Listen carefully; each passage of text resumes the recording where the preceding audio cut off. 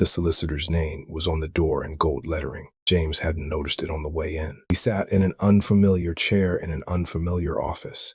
He listened to a will he had never heard before. The farmhouse, the back fields, the investments his father had built quietly over a lifetime, all of it redirected, almost entirely to Suzanne. James didn't move. He didn't speak. He let the words settle into him, the way cold water settles into something unprepared for it. He'd seen the original will 8 months ago, sitting at the kitchen table in Portland with his father, tea going cold between them. Edward had gone through every line, calm, deliberate, the way he did everything. That document was not this document. His father used to walk the back fields every Sunday morning. James walked with him for 30 years.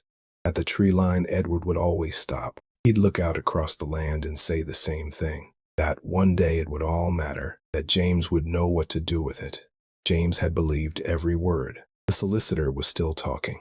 James heard none of it. He was thinking about a Sunday morning. He was thinking about a tree line. He was thinking about a man who never once said anything he didn't mean. To understand what this moment cost him, we need to go back. But first, there was the matter of the date on that will. 11 days.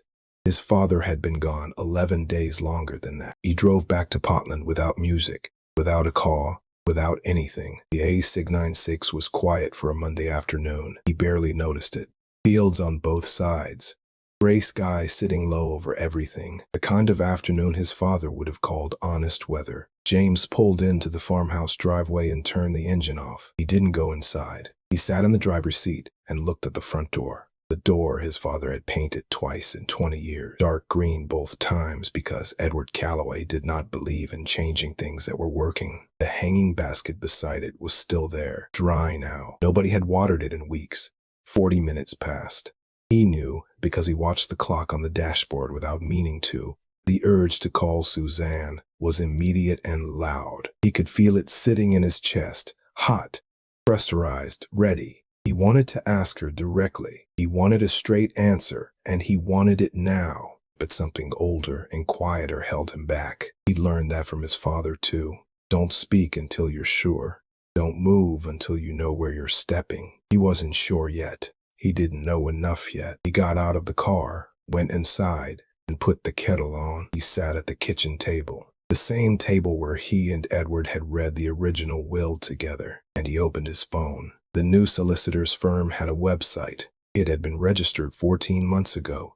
His father had been alive 14 months ago. Edward Calloway was not a man who said much. He didn't need to. He built the farmhouse life from almost nothing, bought the land in his late 30s, worked it carefully, invested quietly, made decisions slowly. He wasn't flashy. He wasn't the kind of father who turned up to things with noise and gestures. He turned up. That was the thing. He always turned up. James had understood that language from a young age. The two of them had never needed a lot of words between them. A look across a room, a hand on a shoulder. Sunday mornings that started before the light came fully up. Walking the perimeter of the land in no particular hurry, Edward would point out things. A hedgerow that needed attention. A corner of the field that drained badly in winter. Practical things. But it never felt like practicality. It felt like instruction. Like Edward was quietly teaching James how to care for something worth caring for. When they'd sat down with the original will 8 months before Edward died, it hadn't felt like a legal exercise. It had felt like a continuation of those Sunday mornings. Equal shares. The farmhouse to remain in the family. The land not to be sold. Not for money. Not for convenience. Not for anything. Edward had been clear on that last point. He'd looked directly at James when he said it. James had nodded. There was nothing to argue with. Suzanne had been present that day, too. She'd said very little. She'd smiled at the right moments. James had read nothing into that. Not then. He was reading everything into it now. The thing about Suzanne was that she had always been the organizer. That was simply how it was. How it had always been. She was the eldest. She was the one who coordinated Christmas, who remembered birthdays, who rang the GP when Edward's knee was playing up and he refused to ring himself. James had never questioned it. He'd been grateful for it, if anything. It freed him to be the quieter presence. The one who simply showed up and sat with their father without an agenda. When Edward's health began to decline in those final 2 months, Suzanne stepped in completely. She moved through it with the efficiency of someone who had been preparing for exactly this. Schedules, medication management, a whiteboard in the kitchen with times and dosages written in her neat, even handwriting. James had called every few days. He'd driven up from Newcastle twice a week when he could. The first time Suzanne turned him away. She'd been apologetic about it. Their father had slept badly. He was exhausted and confused, and a visit would only unsettle him further. James had sat in the car, that same driveway, and driven home without going inside. The second time, she hadn't been apologetic. She met him at the door and told him the doctor had advised limiting visitors. James had asked which doctor. Suzanne had said she'd send him the details later. She never did. He'd accepted both of those moments at face value. Suzanne was there every day. He was not. He told himself she knew better than he did what their father needed. He was still telling himself that when he pulled up to a will reading and heard a stranger's document, he called Suzanne that evening, just after 7. She picked up on the second ring. That was the first thing he noticed. No hesitation, no surprise. She'd been expecting this call. Maybe not tonight specifically, but soon. She'd been ready for it. James kept his voice level. He asked her to explain the new will. He asked why their father had changed solicitors. He asked why nobody had told him any of this was happening. Suzanne let him finish. Then she spoke slowly and carefully, the way someone speaks when they've rehearsed. She told him their father had made his wishes clear in the end, that Edward had felt the estate needed someone present, someone who understood what was required day to day. She told him James had barely been there in those final weeks, that Edward had noticed, that it had hurt him. The words landed precisely. James felt them. He told her he had tried to visit twice, that she had turned him away both times. There was a pause, not a long one. Then Suzanne told him she'd only ever followed their father's instructions, that Edward himself had asked for fewer visitors, that James was misremembering the circumstances. Misremembering. James sat with that word for a moment. He knew what he remembered. He knew exactly what had happened in that driveway, both times. But Suzanne's voice was so steady, so certain, and grief does something to a person's confidence, softens the edges of things, makes solid ground feel questionable. He almost said nothing more. Then he thought about that website, registered 14 months ago, and he asked her one more question. Who recommended the new solicitor? The pause this time was longer. She said a friend had recommended them, someone Derek knew through work. She said it casually, the way you mention something that doesn't matter. James wrote it down. He spent the following morning with the new will printed in front of him on the kitchen table. He read it 3 times, not for the content. He already knew the content. He read it for the details, the small things, the things that didn't announce themselves.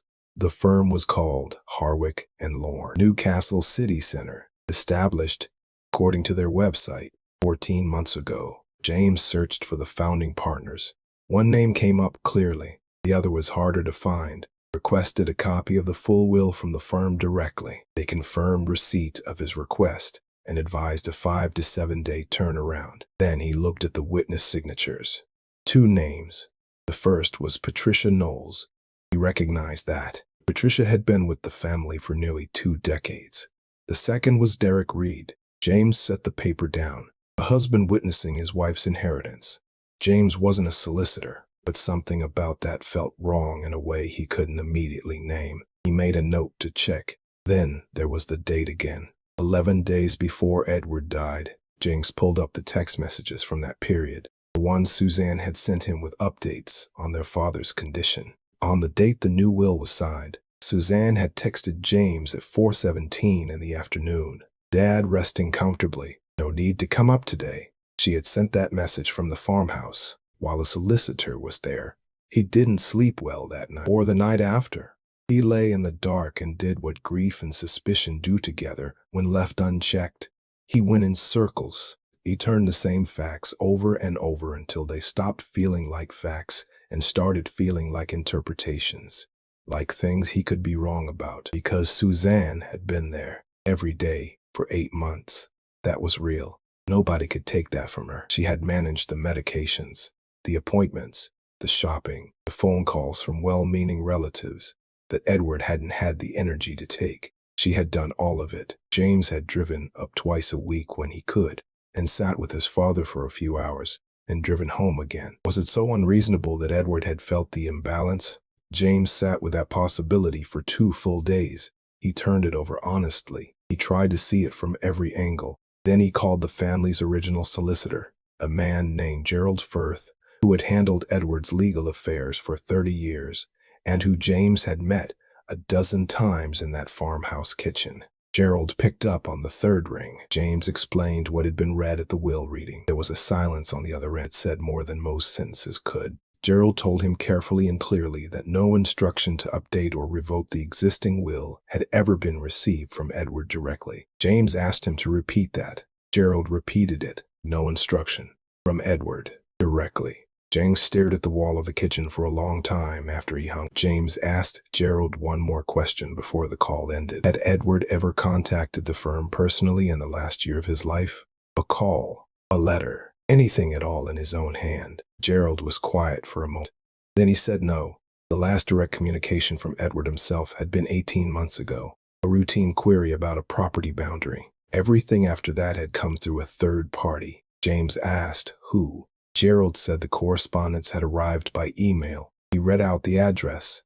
It was Suzanne's. James thanked him and ended the call. He sat very still. Outside the kitchen window, the light was going. The back fields had turned that particular shade of gray that comes just before dark, the color his father had always called the day. Thinking it over, he thought about what Gerald had just told him. For the last 18 months of Edward Calloway's life, someone else had been speaking on his behalf to his own solicitor, making decisions, sending correspondence, steering his legal affairs to a single point of contact, one that Edward had not appointed and James had not known about. And then, at some point in that 18 months, the decision had been made to stop using Gerald altogether, to find someone new, someone who didn't know Edward, someone who had no 30-year frame of reference for what he would and wouldn't do, someone who would simply take instructions and ask no difficult questions.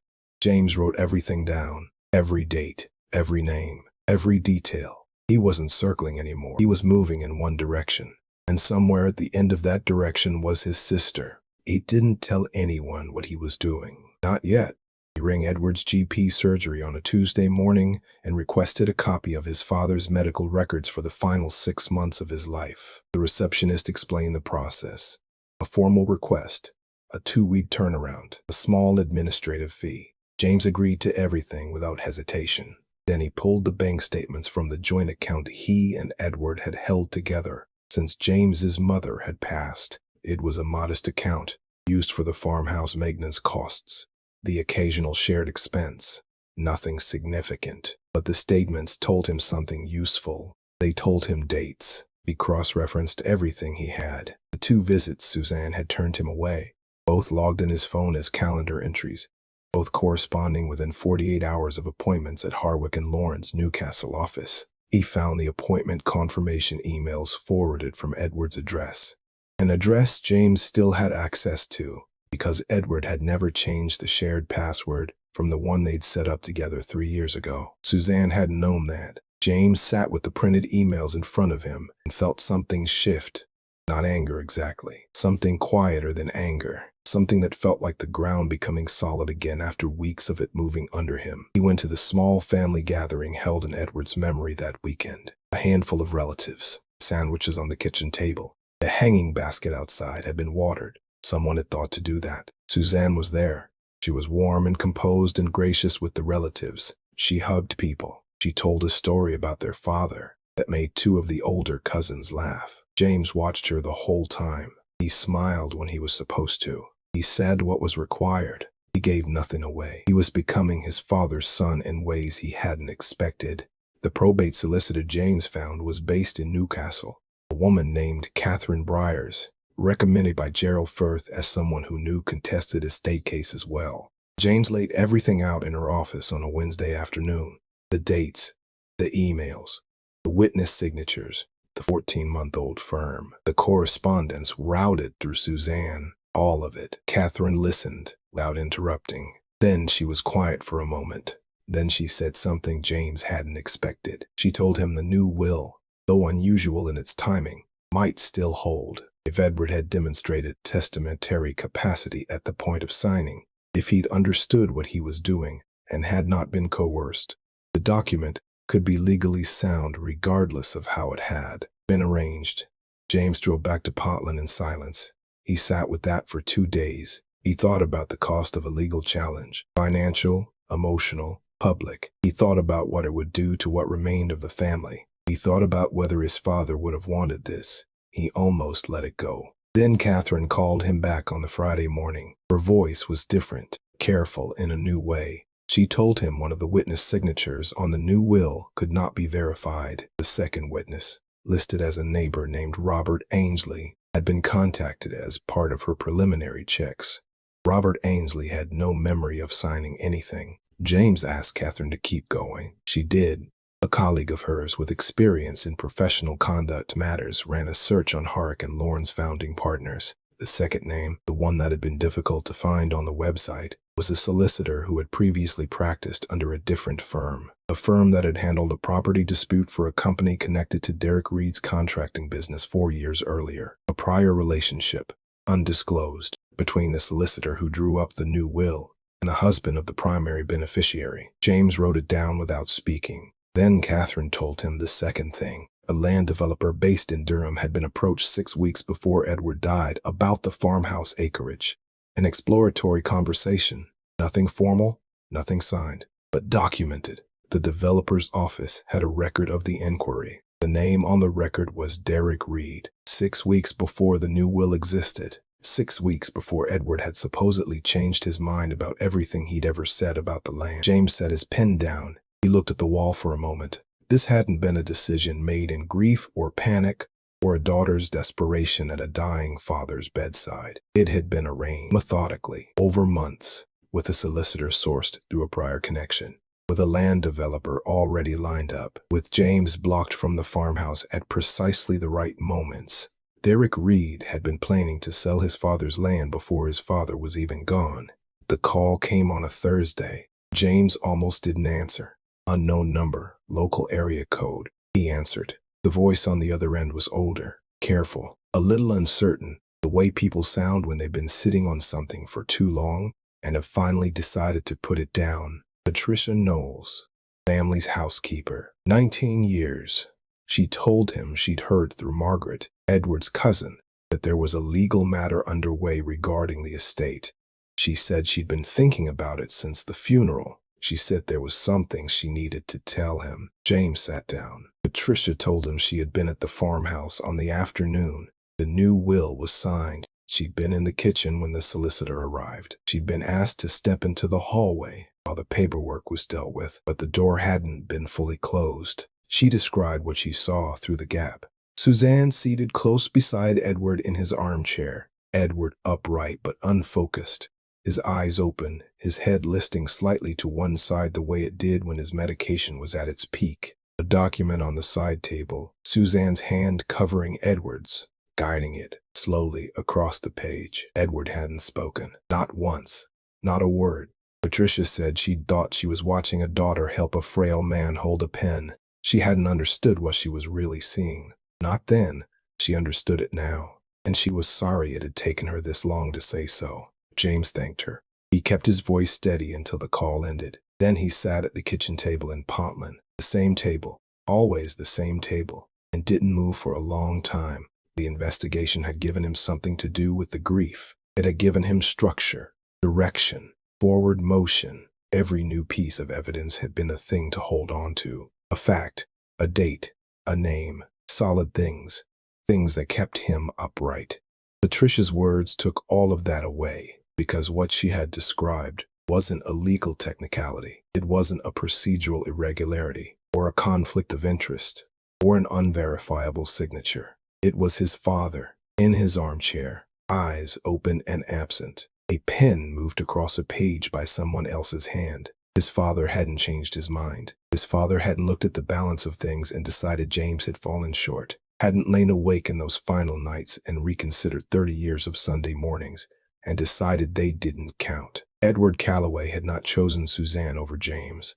Edward Calloway hadn't chosen anything. He hadn't known what was happening. That realization broke something open that the investigation had been quietly holding shut. James didn't cry immediately. It came slowly, the way his father's honest weather came in, settling over everything, heavy and gray and complete.